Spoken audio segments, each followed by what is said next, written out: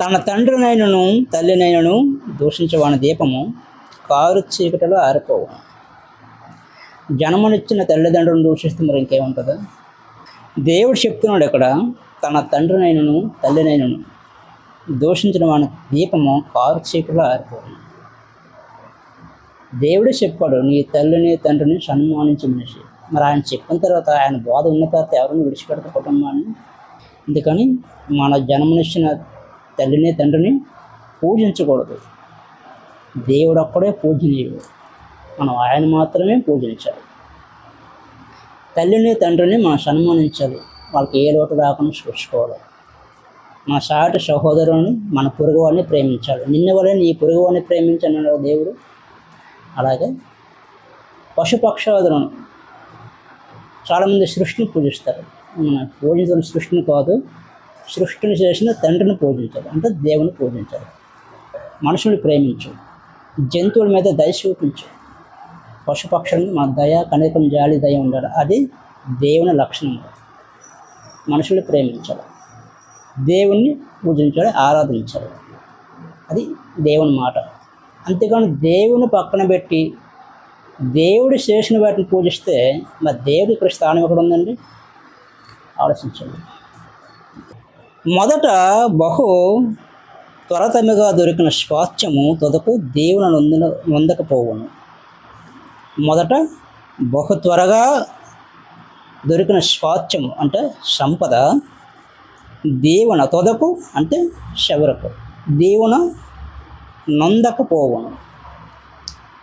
మనం కష్టపడకన్నా విత్తకన్నా మన పంట కోయలేం కదండి. నారు పోసి, నీళ్లు పోసి, కలుపు తీసి, దానికి ఎరువు వేసి, పంట ఎదిగాక, పంట పండాక చేతికి వచ్చేటప్పుడు కోస్తాం. అంతేగా ఏం చేయకుండా పంటే కోస్తూ ఉంటుంది. ఎంతవరకు సమంజసం? దేవుడు చెప్పింది అదే. మొదట బహుత్వరతముగా, మొదటే త్వరగా వచ్చిన సంపద త్వరగా రావడం చాలా కష్టం. త్వరగా నీకు వచ్చిందంటే అది ఎన్నాళ్ళు నీకు నిలవదు. తొదకు అది నీకు మాయమైపోతుంది. నువ్వు కష్టపడకన్నా శ్రమ పడకన్నా నీకు వచ్చిన సంపదను చూశారు, అది నీకు ఎన్నాళ్ళు నిలవదు. నీకు ఎంత త్వరగా మీ దగ్గరకు వస్తుందో, మరి ఎంత త్వరగా దాన్ని సంపాదిస్తారో అంత త్వరగా నేను మీ నుండి దూరం అయిపోదు. ఇది సత్యం.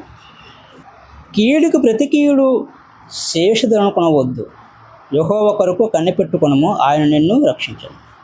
కీడుకు ప్రతి కీడు, మరి ఎవరైనా దూషించను, ద్వేషించను, వారి మీద కోపం పడకుండా, తిరిగి దూషించకుండా మనం ఏంటంటే వారిని క్షమించాలి.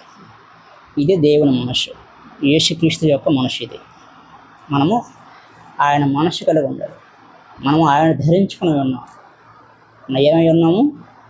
క్రీస్తు బిడ్డలందరూ క్రీస్తుని ధరించుకుని ఉన్నారంటే ఆయన స్వభావాన్ని మనం సంపాదించుకొని ఆయన స్వభావం ద్వారా మనం నడుచుకుంటున్నాం. కాబట్టి ఆయన మాట ప్రకారంగా, ఆయన శక్తానుసారంగా ఈ లోకం బ్రతకడమే.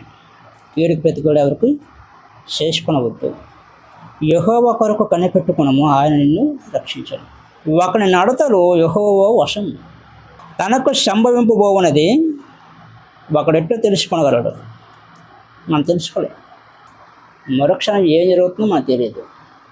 ఏ క్షణమే మనది, మరుక్షణం మనది కాదు. అది దేవుని శక్తి, అది ఆయన దయ. ప్రార్థన చేసుకోండి. తండ్రి, ప్రభువా, దేవహేష, ప్రభువా, మమ్మల్ని ఈ విధంగా హృదయాన్ని స్థిరపరిచిన మమ్మల్ని బలపరుస్తుంది. ఈ లోకంలో పడిపోకుండా, ఈ లోక ఆలోచనలకు తలంపులకు గురి కాకుండా మా హృదయానికి నెమ్మదిని ఓర్పునివ్వండి. మీ మార్గంలో నిత్యం మమ్మల్ని నడిపించండి. తండ్రి యేసయ్య, మీ మాటలు వింటున్న వారిని జ్ఞాపకం చేసుకోండి, వాళ్ళ కుటుంబాన్ని జ్ఞాపకం చేసుకోండి, వాళ్ళు రక్షించండి, వాళ్ళకి మారుమూసం చేసేయండి, వాళ్ళ మనోనేతను తెరవండి అయ్యా. ప్రభు తండ్రి యేసయ్య, యేసుక్రీస్తు వారి కృప మీకు అందరికీ తోడే ఉండును గాక. Amen. Hallelujah. God bless you.